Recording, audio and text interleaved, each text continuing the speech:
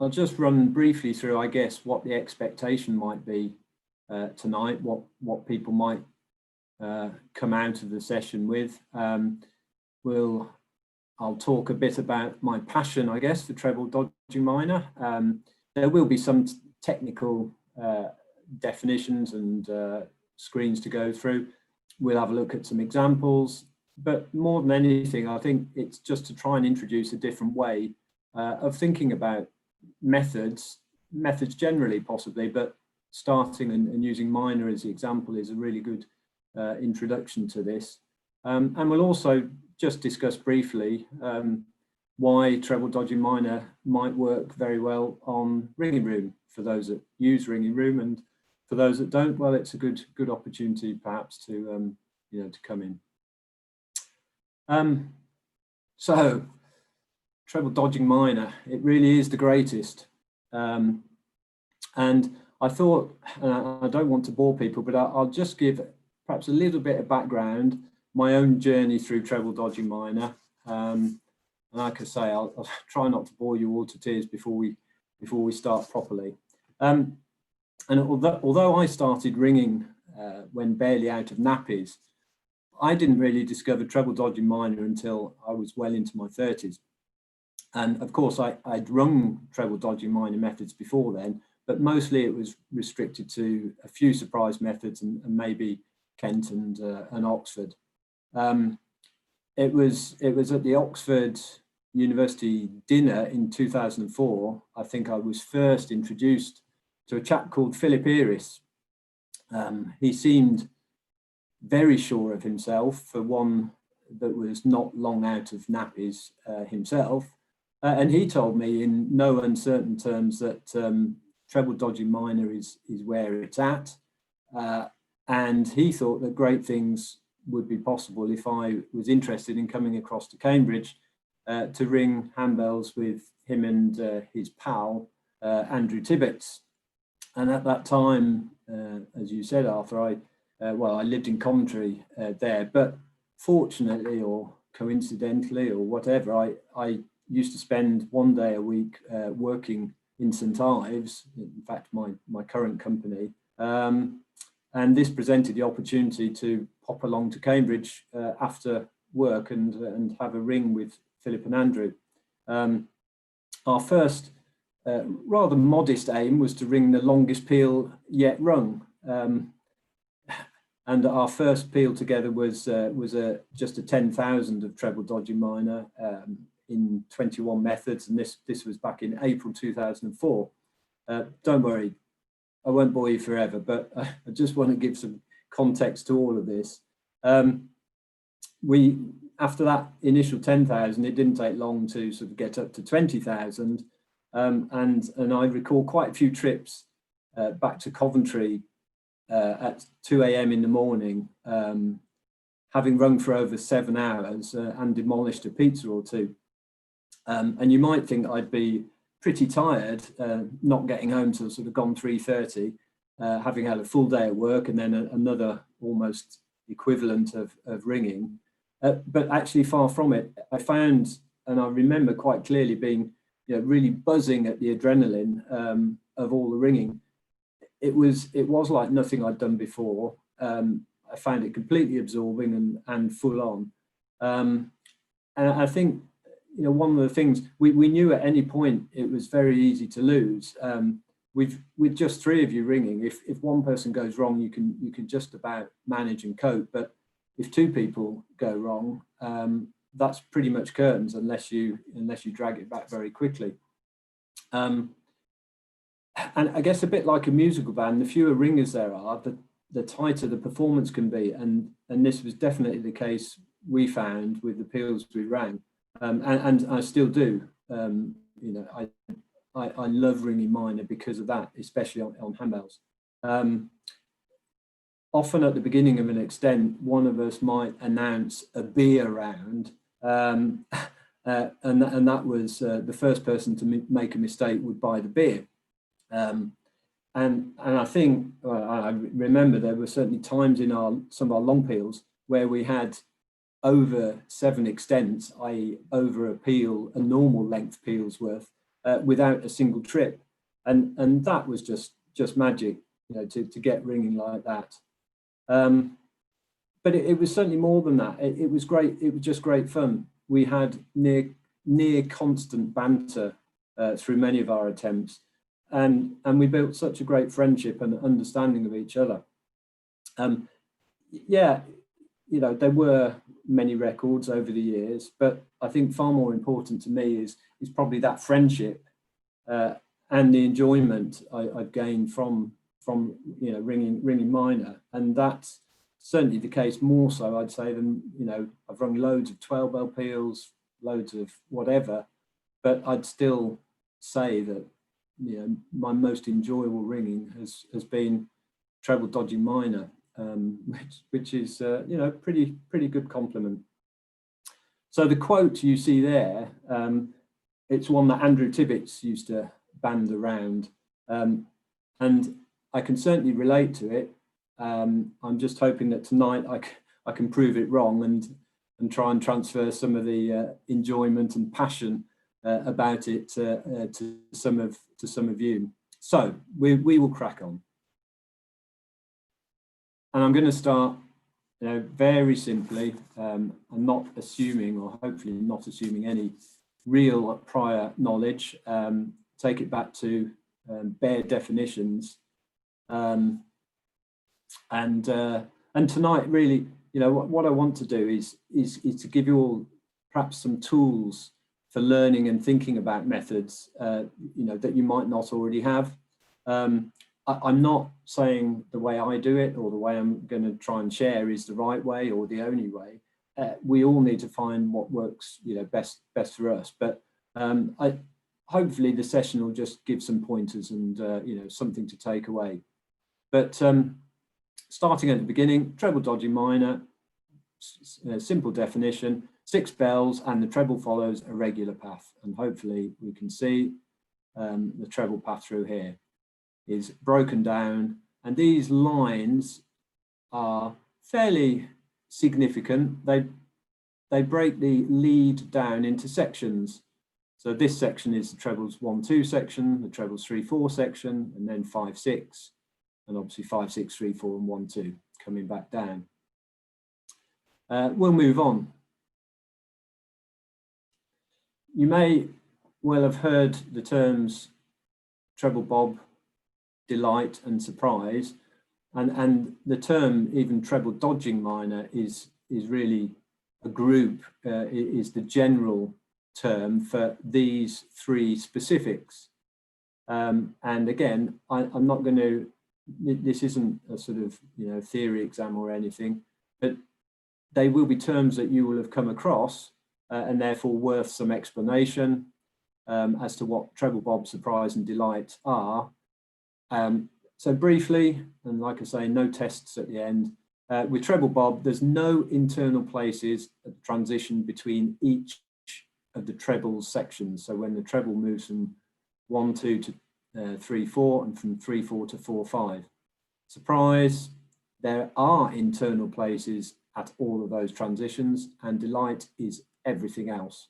And delight, as we will see, is further broken down into 4th place delight, where 4th is made as the trebles in 2-3, or 3rd place delight, where 3rd is made when the treble passes through 4-5. Don't worry, we will mention this again and we'll come back to it. And a last point to note, that definitions apply when the treble moves from one place to another. The lead end, where obviously it doesn't move, it just stays at lead, and the half lead, where it lies in 6th place, are considered separately. So you might have seen the number 147 appear, and the answer to the question, how many treble dodging minor methods are there? There are far more than 147. However, we will focus tonight perhaps on just some of the 147, but I will explain a little bit just about why there are 147 and a bit about how they're broken down. So we use the term regular and treble dodging minor. So regular means they have the same lead ends as plain Bob minor would. And therefore that means there are 5 leads in the plain course, just like plain Bob minor. The lead ends do not need to occur in the same order as plain Bob minor, but within the plain course, they have the same lead ends. There's no internal fifths. And by internal, I mean when the treble isn't leading or lying. So anywhere in between there will be no fifths made in the notation. And we'll look at some examples as well. And also no more than 2 consecutive blows in one position. So you can't do 3 blows in fourths, say, or 3 blows lead or 3 blows anywhere. And to further break them down and remembering the classifications just on the previous slide, we have 29 treble bob methods, 35 fourths place delight, 42 thirds place delight, and 41 surprise. And again, you may have heard, especially 41 surprise as a fairly as a standard sort of group there. But all of them make up the 147 regular treble dodging minor methods. Okay, we're going to come on and look at a table essentially that shows all of those methods. Again, not going to test you on it. You don't have to learn anything. But just before we look at the table, an overview of how the methods are grouped. When we look at the next page, the top left methods will be treble bob, the top right methods will be the fourths place delight, the bottom left will be thirds place delight, and bottom right are going to be surprise. And here we are. Now, these are all 147 of the regular treble dodging minor methods. I'm not sure, I don't know how easily or if people can see them clearly. I'm hoping reasonably so. And I apologize a bit for the quality of the image. This is the, it's probably the digital equivalent of a dog-eared copy. It looks quite worn and dated, but it's the one I've had for nearly 20 years now. And it's the one I'm used to, and I guess I still like looking at it. I will even say there is a mistake on it. If you look very closely at the bottom right, York and Durham are the wrong way round, but we can skip over that. It's an endearing feature, shall we say. Anyway, just again, and I think something like this will be available anywhere on the internet. You can find it, search it. If not, I mean, get in touch. I'm sure you can get in touch with Arthur. He can send a copy, and I can share or whatever. But yeah, this table should be fairly available, I would hope. And just to describe briefly what you're seeing, these terms at the top, these method names at the top, are overworks, and we'll come and describe what an overwork is shortly, but hopefully fairly straightforward. It's the work done over the treble. And these down the side are underworks. And obviously any name is just taken as a cross section of the over and underwork, so you can work out easily what over and underworks make up the method. Again, the names are fairly arbitrary. Some people will have different names for these. Some people may call hills Peveril, or may call what I call Dover Wilmslow, but essentially it doesn't matter what you call them, as long as we understand what the over and underwork is, then we're all good. And you can see here that in terms of the overworks, you've got some that do not have sixth place variants at the lead end, and these will be ones that start with sixths in the place notation. So if you start with sixths, you can't then have an end with sixths. You can't have a sixth place lead end, because then you'd have more than 2 blows in one place. But those where you can, you have seconds and sixth place variations like Dover, like Oxford, like Kent, not London, but Carlisle, Norwich and Cambridge. Down, looking at the underworks, again, they're broken down into different sections depending on the half lead this time, not the lead end. So in this top section of 3, we've got essentially the same method, but with a different half lead, 1/6 notation, 5/6 notation, or 3/6 notation, as these are the only options at the half lead. And again, we'll look a bit closer. So I'm going to skip on now, and really just to say that although what we saw previously was the standard regular 147, of course the grid and the same, I've got the same column headings and same methods down the side, but this table has more methods, and this happens to be one I just had lying about, which is from a long peel that we rang almost a year ago, well, a year ago this month, down in Somerset, which was 210 treble dodging minor methods, and these are the ones we rang. And if I scroll down now, there's a composition there in case anyone's interested in replicating it, but I'll leave that to others. But it was, again, it was great fun. It was a freezing cold day in Somerset in the middle of winter, but we loved it. Right, we'll have a little look perhaps in a bit more detail, and in terms of looking in more detail, I'm coming back to, I guess, the way I might think of method, and looking at the structure in a way, hopefully, that's going to give us some more pointers, or give you some more pointers when ringing it. So the biggest thing I would say is about the trebles 3/4 section. So when the treble is in 3/4, and we're talking about the regular methods now, not irregular methods or any different. So it's our standard definition. It applies to all of the 147. What happens is fixed. So the bells in 1/2 will lead and make seconds. The bells in 3/4, which includes the treble, of course, will dodge, and the bells in 5/6 will dodge. And that happens for every single one of the 147.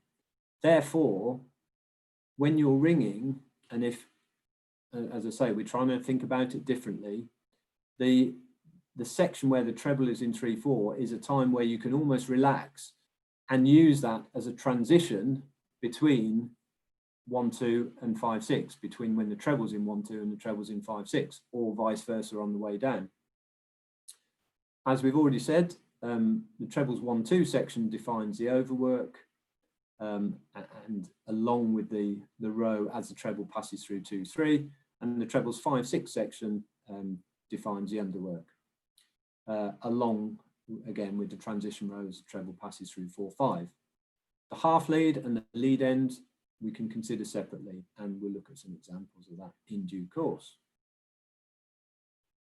So, taking the 147 and looking a bit more at how they're made, how they're constructed, if we break them down, there are 8 overworks and 15 underworks. And the reason there are fewer overworks and underworks is because of this rule about internal fifths. You cannot have internal fifths, therefore that rules out some of the potential overworks. So we're left with 8 overworks and 15 underworks, and as we say, the standard 147 are all constructed from these. There are variations at the half lead and the lead end. People may know things like Cambridge and Primrose, or Cambridge and Ipswich at the half lead, or even Norfolk, which is a combination of Ipswich and Primrose. So lots of variations available depending on lead end or half lead notations. And this is where I think it's advantageous to be able to learn and execute by structure, because there are so many, there are actually so few variations, but when you start applying these rules, you can generate, as well as we will see, 147 methods. So let's break it down a little bit. I'm going to take just a few of the overworks. There are 8. Well, we'll look at 4, and we're going to take the 4 probably simplest ones. These are the 4 right place overworks. When I say right place, effectively every other notation is going to be a cross, and then a place. And so looking at these four, you've got two that start cross 3-4, Oxford and Westminster, and two that start cross 3-6, Dover and Cambridge, and then you've got two that have 1-6 when the treble's in 2-3. So 1-6 is basically everyone playing hunts, and two that have 1-4. Let me explain it a bit more, and let's perhaps put a picture on it so that we can see what we mean. So breaking them down, we've still got the place notation here, and hopefully people will at least be able to understand, and if they can see the picture now, even if you didn't before, about what's going on. The bell in red, of course, is the treble. So this is the treble's 1-2 section. So this is the overwork. So these bells are over the treble. So Oxford starts with thirds and fourths made and a dodge in 5-6, and then everyone playing hunts. So for me, when I'm ringing it, we've just had a lead end. Right, where am I? If I'm in 3-4, I'm going to cross and do a place. If I'm 5-6, I'm going to dodge, and then every bell just moves on. So this second bit, the playing hunt bit, is actually almost a freebie. And, you know, we all know how to play and hunt, so hopefully that bit's straightforward. So and looking further down, Dover, this next one, it's the same in terms of this playing hunt bit, but the first section, it's more like, and I would perhaps call it playing hunt on 4. So these 4 bells are hunting, and of course the treble's still dodging in 1-2. Again, you know, this isn't about learning this now. This is more about taking this away, perhaps having a look at these, and trying to trying to rationalize it in your own mind. What I'm trying to do, I guess, is to get perhaps get you away from thinking too much about the line. Don't get me wrong, I still, in my head, I'm sure I sort of have a line, but it's more a line based on what I know the structure is doing. So very much I have a picture in any of these pretty much of as you see here, so that I don't need to think, oh cripes, you know, what is 6th place bell, whatever we're ringing. It's more a case of, well, it's Westminster over, so I know it's going to start with a dodge, and then I know 4th is made when the treble comes up to 3-4, so it's going to have another dodge. And I know, because when the treble gets to 3-4, it's all fixed, there's going to be another dodge again. So I've just got 3 dodges there for free. So I don't really have to think too much about the specifics of the line and where I'm going. I can just effectively ring it by these simple rules that I've learned. And as I say, there are only 8 overworks and 15 underworks. They don't take an awful lot of learning, but they do take quite a lot of practice to be able to execute. Right, I'm going to move on now, and we'll do a similar thing with the underworks. This time, though, we've got 6. And again, I'm choosing just the right place underworks. We can do the same with wrong place ones, but they're more complicated, and hence the reason we're going to try and keep it a bit simpler. And again, the names, like I said, these are what I call them, but it doesn't matter what you call them. It's more about what happens. And if we go again to the pictures, we can see much the same. This time, the red bell, the treble, is in 5-6. So these are the underworks. Of course, there's no point showing you the 3-4, the treble's 3-4 section, because it's the same for every single method. Lead and seconds is made, and there's a dodge in 5-6. Now, the reason, again, we've got more here, that more right place ones than we had for overworks, is because of we are allowed seconds to be made. And there are 2 examples, this one here, D1, and this one here, S1, where we have seconds made, but of course we're not allowed fifths to be made in the above works. That's why we've only got 4 overworks and 6 underworks.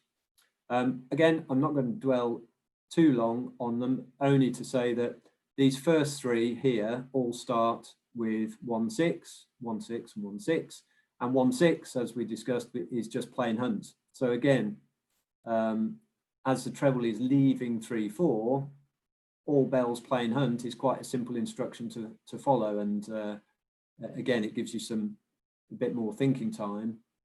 And then you have whatever happens when the treble's in 5 6, and we can see here either leading seconds is made, a dodge in 3 4, or a dodge in 1 2 and places in 3 4. So it's more like the mirror image, or the opposite, if you like, these two of each other.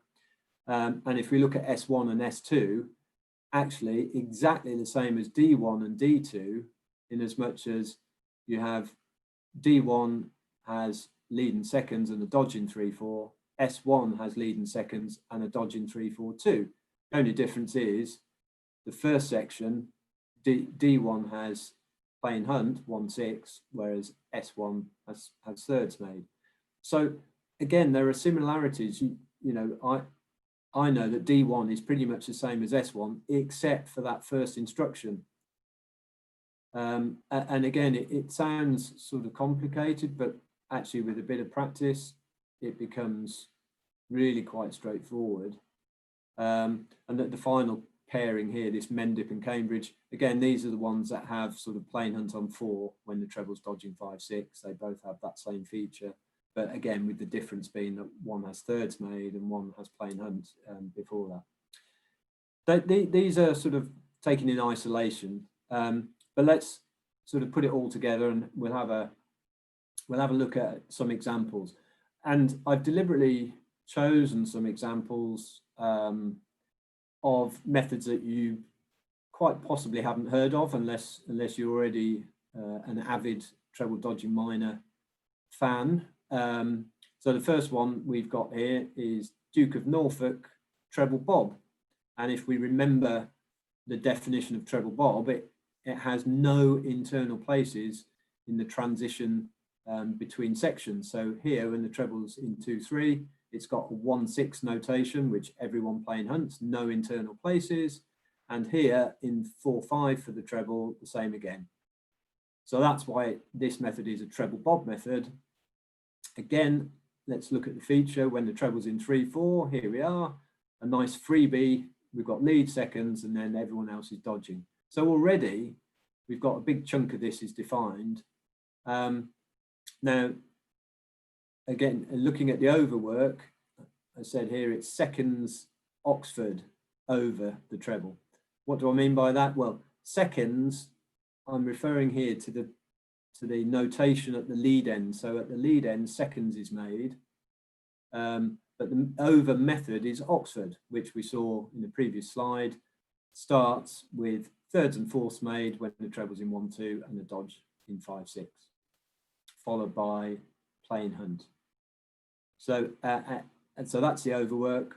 We know the 3, what happens when treble's in 3 4, and the underwork is D1. And in D1, everyone plain hunts when the treble's in 4 5, and then there is lead in seconds when the treble's in 5 6, and then at the half lead, bell makes fifths, so there's a dodge in 1 2 and 3 4. Effectively, when you're ringing it, like I say, you don't really have to think about the place notation. I know, and it's sort of inbuilt now, that whether it's D1 or D2, and we'll look at D2 in a minute, or D3 or D4 even, when after the treble leaves 3 4 and everyone hunts, wherever you end up after that hunt, you spend that section over the half lead for the entire time the treble's at the back. You will be in that position. In this case, there's a triple dodge in 3 4, and there is place, dodge, place on the front. I'm going to go to the next method now, because actually, although it's a different method name, it's exactly the same. Let me just go back. If I keep flicking between the two, you can see that the only difference is when the treble is in 5/6.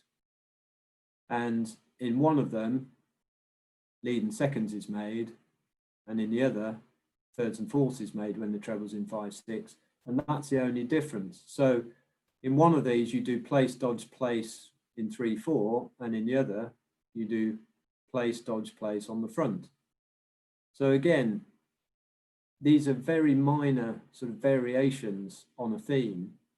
And essentially, we can say that a lot of the 147 are made up of these minor, no pun intended, variations. And so the second one we were looking at, college exercise, is still seconds Oxford over, and it's D2 under, which as we saw is places in 3/4 when the treble's in 5/6, as opposed to places in 1/2.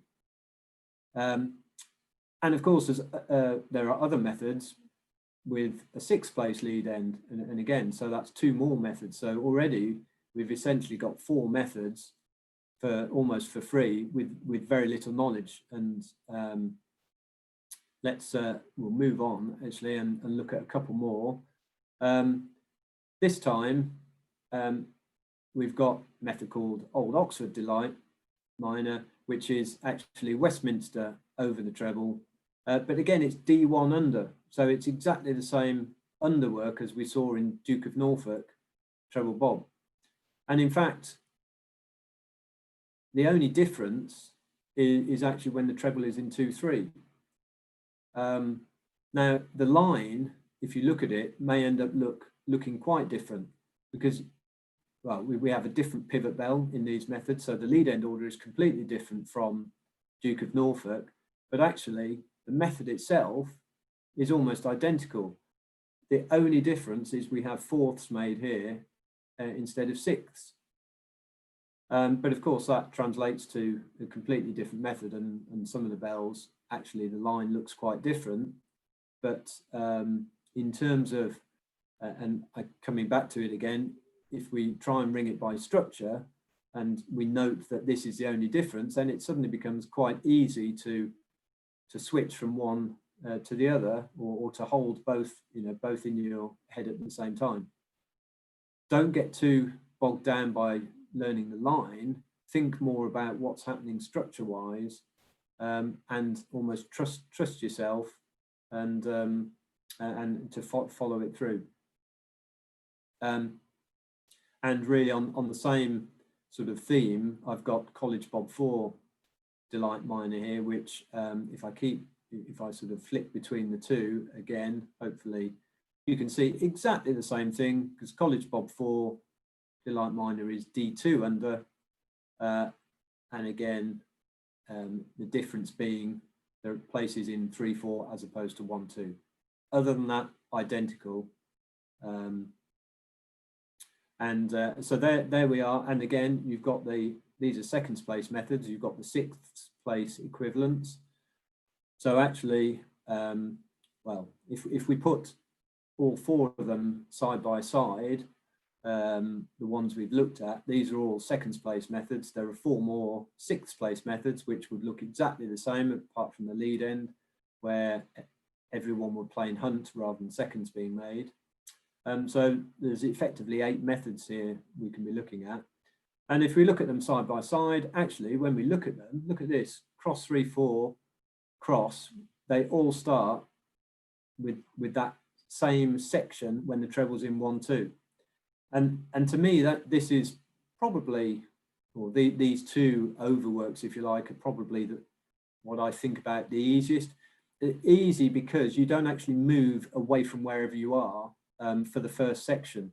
So if you're in 3/4, you stay in 3/4. If you're in 5/6, you stay in 5/6, and that's actually quite sort of stable. The only thing, of course, you've got to remember is whether you do a place or not. But with overwork, it's much simpler because, as I say, the rules for the regular methods are that you can't have internal fifths. So they all start here with places in 3/4.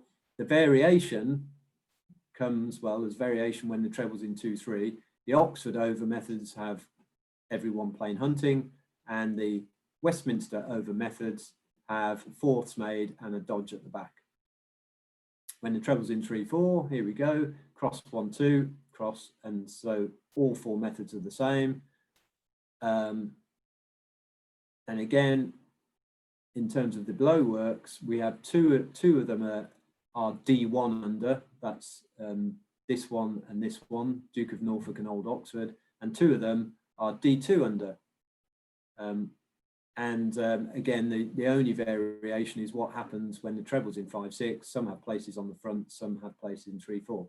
Again, this static nature, I think, and this is why I chose these examples, makes these methods ideal.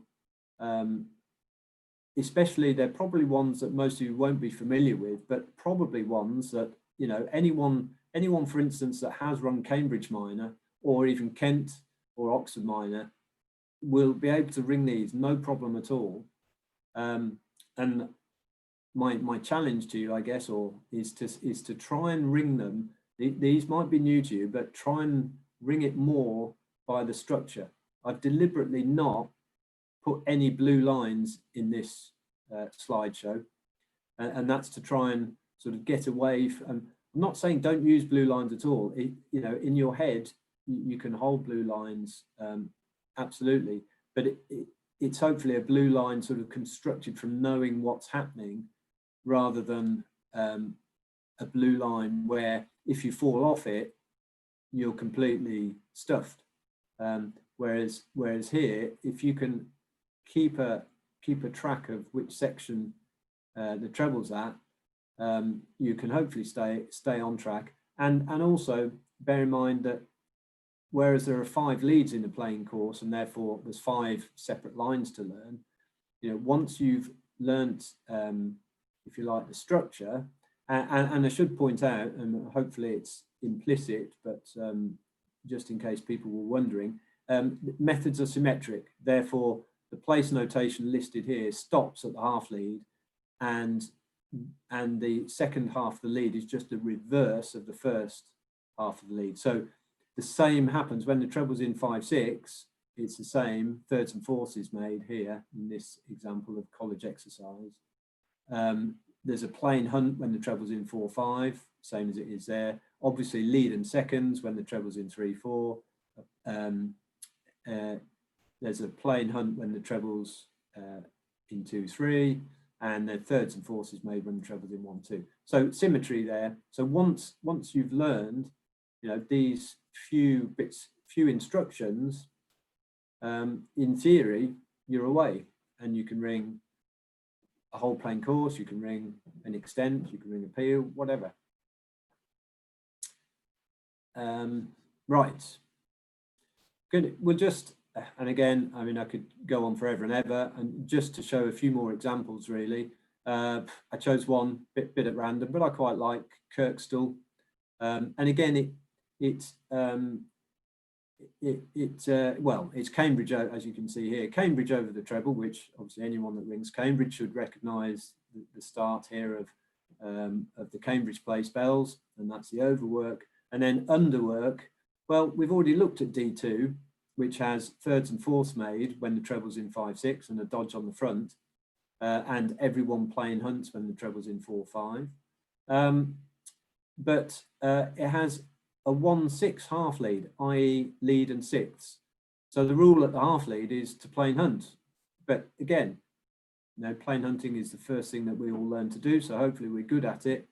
So wherever you are, just before the half lead, execute that plain hunt instruction, and wherever you end up, you pick up again the reverse, if you like, of D2. So if you end up in 3/4, well, thirds and fourths is made. If you end up on the front, you're going to dodge. If you end up with the treble, well, you're going to dodge with the treble at the back, and so on and so on. So again, I call it D2 under because that's, to me, that's the section up and to the half lead, and whatever happens at the half lead is just a separate instruction. So not a lot to learn, but you know, the method generated, if you look at the blue line for this, it's going to look completely different probably to to methods we've previously looked at. However, you've got the building blocks, and therefore the execution should be hopefully straightforward. Another example, don't worry, I'm not going to go on forever and ever. Trinity Sunday, which is Kent over. Now, Kent actually is technically a wrong place method because it starts with, instead of a cross, it starts with 3-4 here. But because it's all contained within one section, it's still fairly straightforward. So it's Kent over the treble, which hopefully some people will already know. 3-4 section, look at that. We know what that's going to be, leading seconds and a dodge everywhere else. And then look, D2 under. Oh, we know this. When the treble's in 4-5, everyone playing hunts. When the treble's in 5-6, thirds and fourths is made. There's a dodge on the front. Ah, look, we've got thirds now at the half lead. So this is the half lead section, which means obviously that the bells on the front still dodge. But now the bell's in 4-5 cross, and obviously thirds and sixes made. So again, it's just a case of knowing that instruction, being able to follow it through, and then pick up accordingly. I mean, interestingly, if you look at the pivot bell here, say 4, it does fourths, thirds, lead, fourths, thirds. Actually, which is quite neat, isn't it? Just lots of sort of fourths and thirds and the lead in between. And then, of course, because it's the pivot bell, it reverses that, does fourths, lead, thirds, fourths, and so on. Let's move on. Let's have a quick look. Nearly done. Chosen a completely different one here now. Dover over the treble, which starts cross 3-6, cross 1-6. So sort of, I always think of this as sort of maximum plain hunt, if you like. The treble has to dodge 1-2. So it's trying to get the other bells to plain hunt as much as possible. So this bit's plain hunt on 4, and then we have plain hunt on 6. So again, that's that's how I tend to think of Dover over the treble. Same old when the treble's in 3-4, leading seconds is made and a dodge at the back. Now this time we've got S2 under. Now I haven't yet gone into why they're called S2 and D2. S is more for stands for surprise, I think, in my mind, because in surprise you always have thirds made when the treble's in 4-5, whereas in delight or treble bob you have a lead made when the treble's in 4-5. So D1 and D2 are more delight methods, and S1 and S2 are surprise methods. Anyway, it's much the same. And look, because it's S2, actually, it's a bit like D2. So when the treble's in 5-6, oh, look, we've got thirds and fourths made and a dodge on the front. Wow, who'd have thought? And again, a 5-6 half lead. So actually, this section from when the treble gets into 5-6 to when the treble leaves 5-6 is actually identical to college exercise and college bob 4, which are the two methods we looked at before that had D2 under. But this is S2, and that's S2 because of what happens when the treble's in 4-5. And again, 1-2 lead end. Right, that last one, I think, Hull. And again, this is a surprise method. I've deliberately sort of steered away because I think most people who learn minor do tend to start with surprise. So these methods are probably familiar to anyone that's run a bit of surprise minor. It's Cambridge over the treble, but again, I've chosen S2 under the treble. So again, look, every single method I think we've looked at recently has had this 3-4 section when the treble's in 5-6. So again, it's just using these basic blocks. This one, I'm just looking here, actually, again, the 4 is the pivot, and this one, it's even more sort of, well, a bit funky, a bit static though. Thirds, fourths, dodge with the treble, thirds, fourths, thirds at the half lead, so it's a pivot, fourths, thirds. So it doesn't actually get out of 3-4 until right at the end of the lead, because it's a 1-6 lead end, it hunts away. But yeah, pretty static, and you can see the bells on the front just end up doing a 5-pull dodge. And again, here's probably something to note, that if you're just a blue line person, you're effectively counting these 5 dodges until you might be doing dodge lead seconds and then 5 dodges lead and before you go out. If you're keeping track perhaps of where the treble is, you really don't have to count your dodges, and arguably you can say, well, I still have to think about where the treble is, but I know that I certainly find it easier to pick out the treble with my ears, because obviously it's the highest note. So actually just waiting until the treble comes down to 3/4 is my top tip for doing that. But again, it's more related to ringing it by structure than actually ringing it by blue line. Didn't mention before, but things like Westminster over, you can end up doing a 7-pull dodge at the back. Now, again, there's more scope there for miscounting, especially when you get up to 7 dodges. Well, much easier, just wait for the treble to come up. You can watch the treble come up to 3/4. You know it's going to dodge 3/4. So whenever it dodges 3/4, that's your last dodge at the back, and then you hunt on after that. Right. David, sorry to interrupt. A question's come in, which I think is relevant to what you were just talking about just now, about advice around bobs and singles. Which is perfectly valid. Certainly in treble dodging minor, I wouldn't say you do run into singles, especially when you start ringing spliced. Ringing single methods, you probably only normally ring bobs, but ringing again a bob or a single is a special instruction which is only executed at the lead end. So again, and although I've not put any slides together on it here, in my way of thinking about it is not to overcomplicate it. I know certainly even I'm thinking, surprise major methods now, people quite often go, oh, what happens at a bob? Well, what happens at a bob is fourths is made as opposed to whatever would normally be made. And the same is true in minor. If seconds is normally made, a bob is a 1/4 notation regardless. And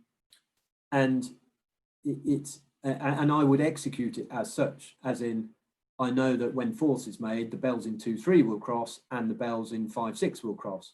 So regardless of what's happened up until the lead end, at the lead end row itself, the backstroke of the lead end, whatever you were going to execute, whether it's a seconds or a sixths, change that and do for one blow only, do a 1/4.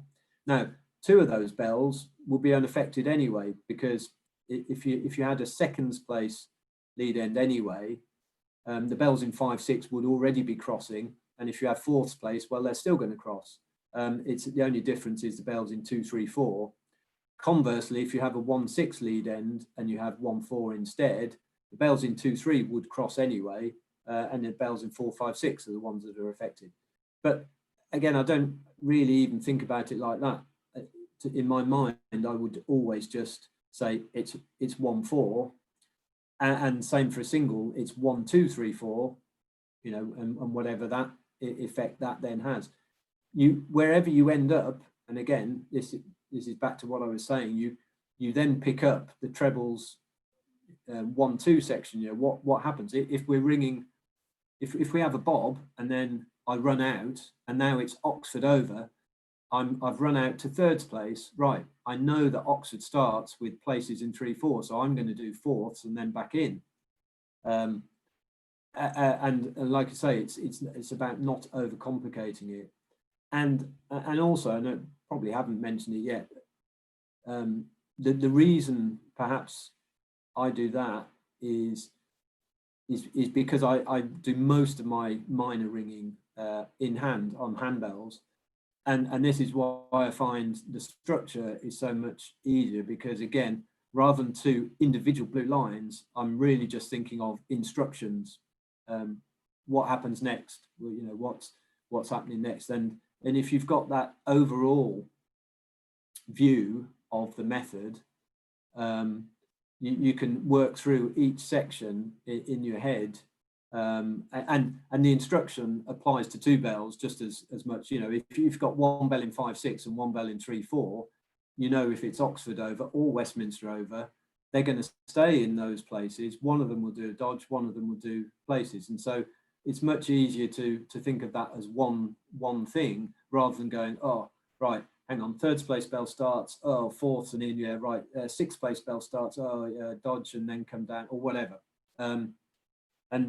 So I'm not saying I have no concept of a blue line in my head, but I'm very much trying to ring it more by the instructions,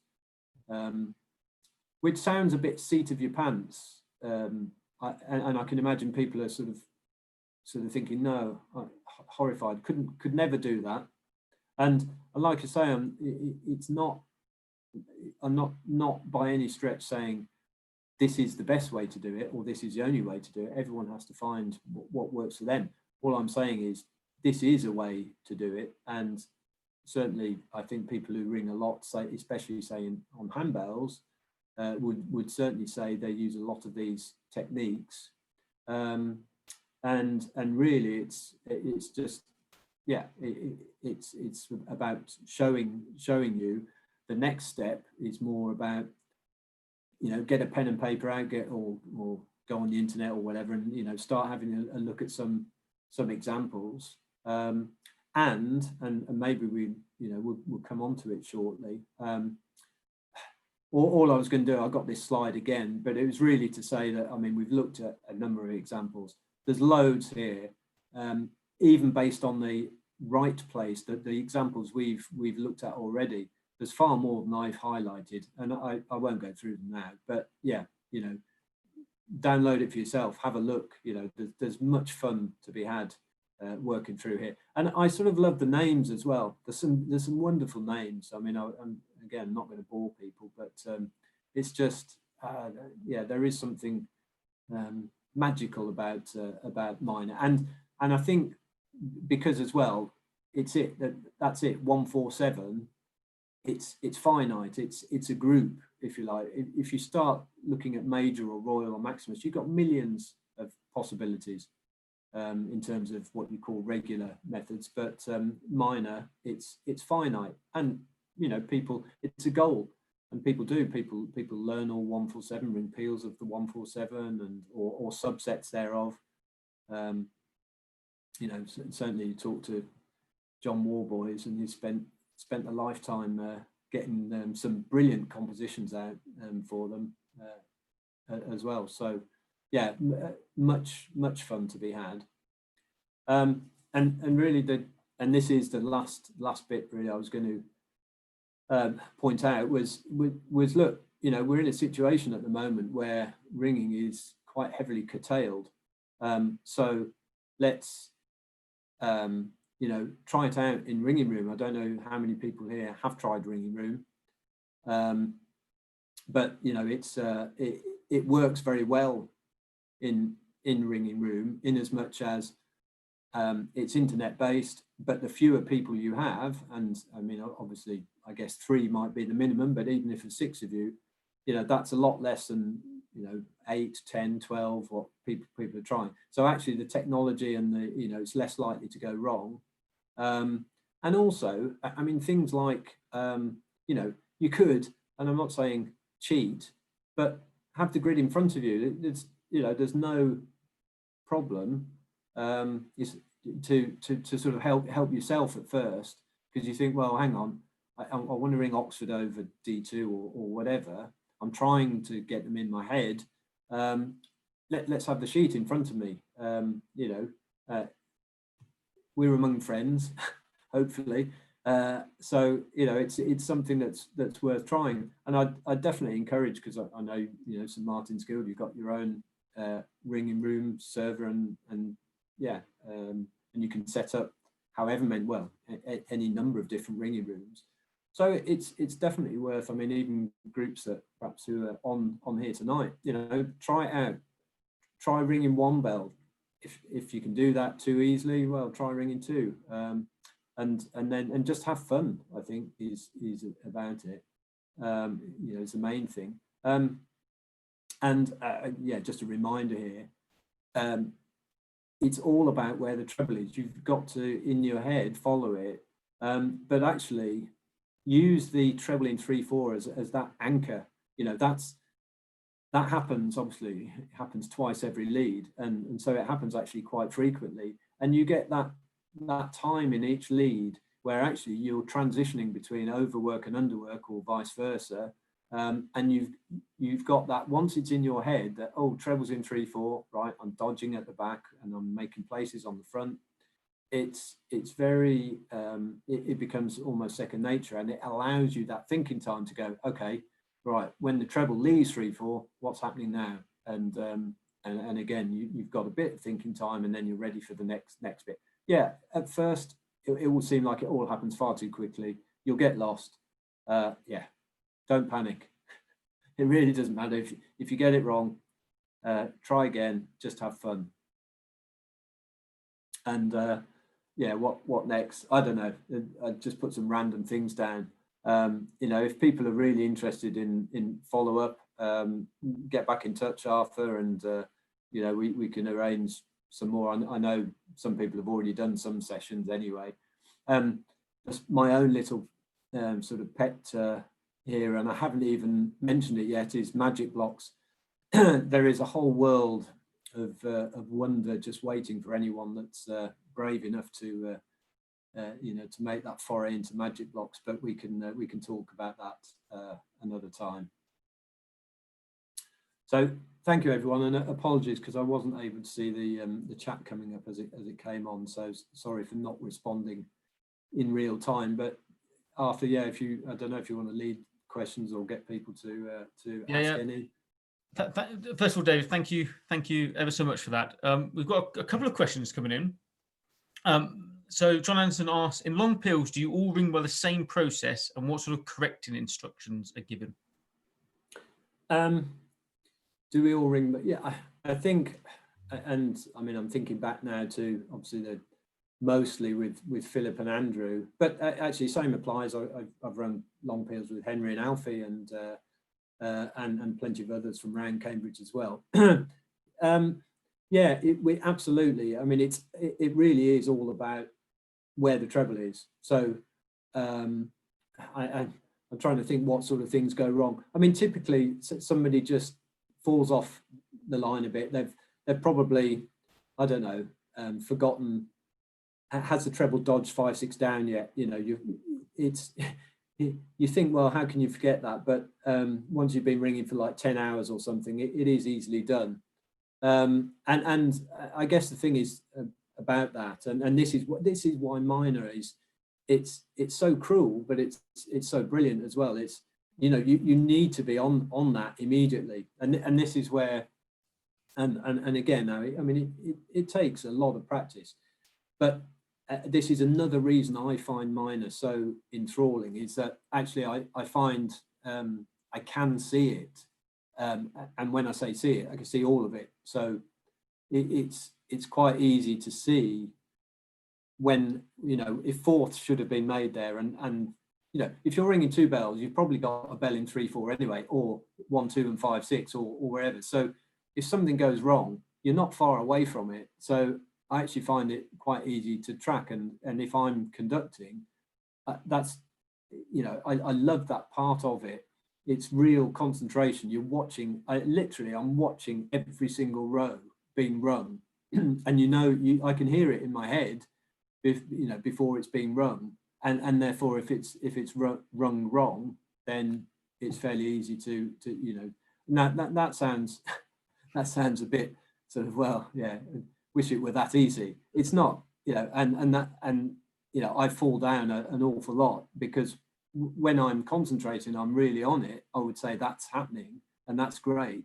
But yeah, I can fall asleep just as easily as anyone else, and you know, and that's the real challenge, if you like. But that's part of the attraction as well, is that you know, you are able to see everything, and therefore following it is much easier in a way, and you know, and therefore it's a real challenge in that aspect. I'm not sure if that's answered the question or not, but no, I think it has. I think Susan's interested in the length of some of your peels, so perhaps in terms of changes and time, perhaps the longest peel you've rung, or a couple. Well, yeah, we did. So, like I say, our fairly modest sort of aspiration right back at the beginning was, yeah, let's ring the longest peel ever.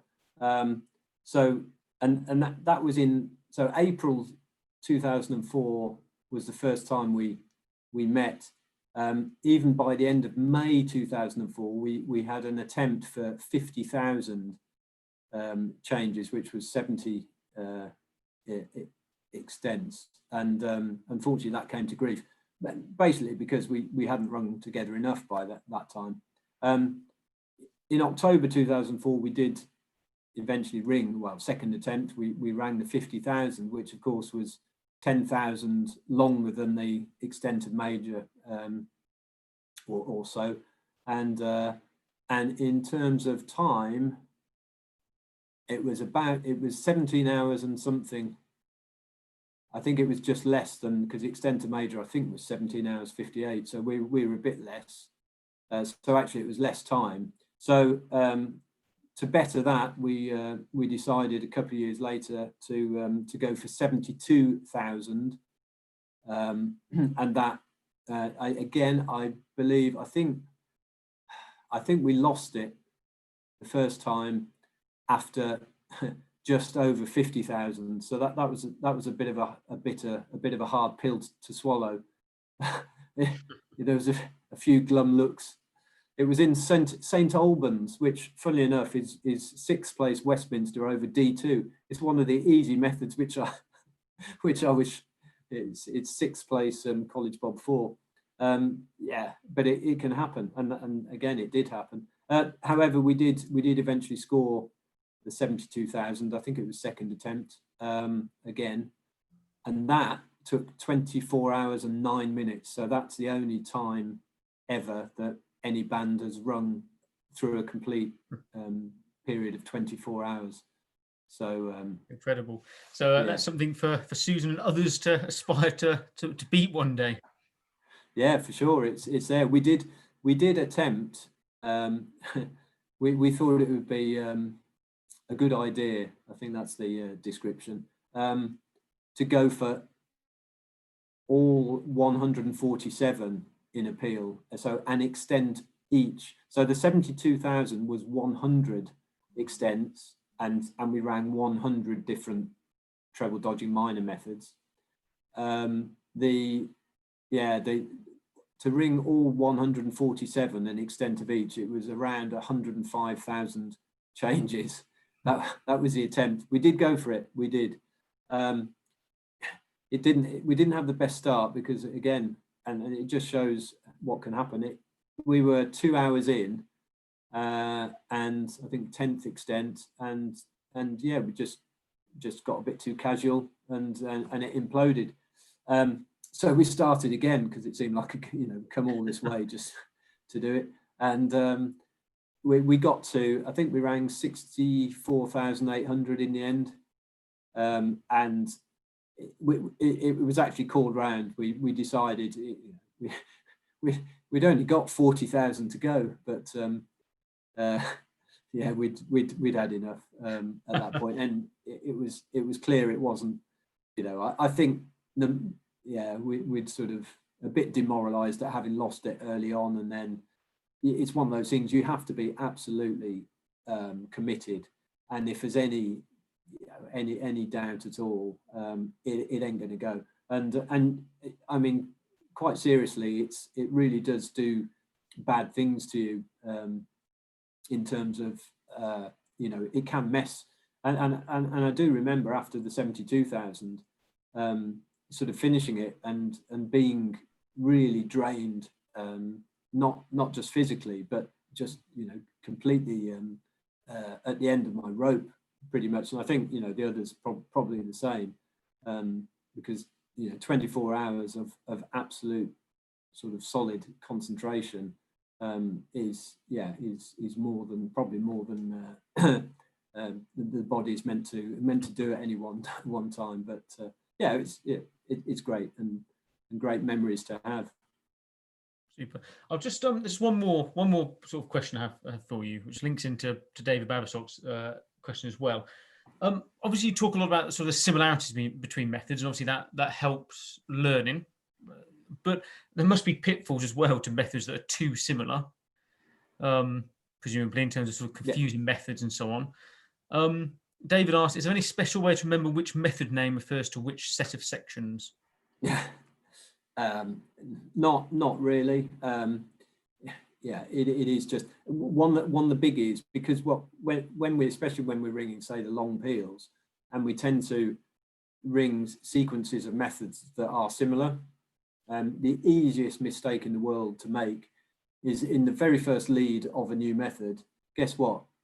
Because it's the same overwork but slightly different underwork, you're still ringing the underwork from the previous extent. So one of the favourite mistakes that any of us can make is you're meant to be ringing D1 under and you ring D2 under, and it's like, which it's sort of it sounds amusing almost, but it can actually be quite serious, because if you do a place in 1-2 where you're meant to do a dodge, suddenly you're completely the wrong, you swapped effectively. And so especially if you're ringing 2 bells, you need to sort of pick that up very quickly, because somebody says, oh no, it's D1 under the treble, and you go, oh yeah, but then you sort of pick up D1 from where you are, and if you're already wrong, so it's fraught with danger like that. But in terms of remembering and differentiating between them, I mean, I guess what I try and do is actually to say the over and underwork in my head rather than necessarily the method name. So rather than Bogedone, I would be saying it's Dover over and it's S2 under, right? S2, get that in your head, and then when you move on to Wilmslow or whatever, then that's going to be S1 under, and yeah. But I mean, after a while, the names just they're very familiar. But the challenge is just in differentiating when you're moving from similar methods to to equally similar methods. Super. Thanks, David. I'll just do a quick marketing tool for next week, if that's okay. Next week we are joined by Hayley Barnett and Mark Bell, who are going to be revealing the secrets of the 12 bell contest. So please join us for that, 7 o'clock next Wednesday. I'll send out a Google form because they're both interested to receive questions before the talk. So there'll be an option on there for you to submit questions. Have a think about those. That'll come out tomorrow morning, that Google form. So again, hopefully that will be I'm sure that'll be a really interesting talk. The week after, Simon Linford's going to talk about kind of some of his work on spliced methods, and particularly the long lengths that he's run. So some of the things you've talked about, David, will obviously be picked up as well by Simon. David, you've got lots and lots of thanks coming through in the chat box. I don't know if you're able to look at it. Julie says, amazing stuff. I learned so much. I now understand what other ringers have been alluding to for years. Thank you very much. Very interesting. Thanks. Learned quite a few new things. Really useful instruction to how to ring all these treble dodging methods. Many thanks for the talk. So lots of things to think about. So lots of praise coming in, and lots of very well deserved praise. So thank you very much for tonight. No problem. A real privilege. And I mean, if anyone is struggling for resources or whatever, I mean, if they get in touch with you after, I'm sure, and I think what we'll put the link on the website for the recording, but I think we can also put hopefully the 147 table on the website directly. So that would be that should be no worries. I might try and find a copy where York and Durham aren't swapped. We'll have a look at the copies as well. I'm sure we can. I'm sure we'll find one. Your offer at the end there, David, of potentially, hopefully, coming back for a second talk, potentially around magic blocks, would be, I'm sure, much appreciated by people. Yeah, I mean, happy to be driven by what people want, really. So just to encourage anyone to put their requests in, and I'm sure Arthur, you can coordinate, and certainly happy to to come back in whenever would work, really. Super. We've got second talk, please, already coming into the chat box. So we'll pick up. And as I say, I've got a special list for people who come to, people I owe a pint to. So you're on that list, not just for this talk, but for lots of reasons. But those who come back and do a second talk are on a very special list. So not quite sure what the prize will be yet, but something appropriate, I'm sure. I've just managed to find the chat. Actually, I did wonder whether it would interfere with the broadcast, but no, it hasn't. So super. Great. I can now see all the all the chats. There's some worry about homework to the start of the chat, but anyway, people can decide that for themselves. So thank you ever so much, David. On behalf of myself and the guild, thank you for tonight and for all your preparation into it, and for your efforts in coming along and explaining something that I think people have found really interesting, hopefully inspiring for, as you say, the moment in Ringing Room, but hopefully with news about the vaccine and so on, hopefully back in the tower before too long, if all being well. I'd really encourage. I mean, Ringing Room I think is ideal for it. So get together. You can form a group with anyone, really, and just have a go, which is great. But yeah, also when we get back to ringing, you only need 6 of you. And obviously if you ring handbells, you only need 3 of you. So it's ideal. So yeah, just give it a go.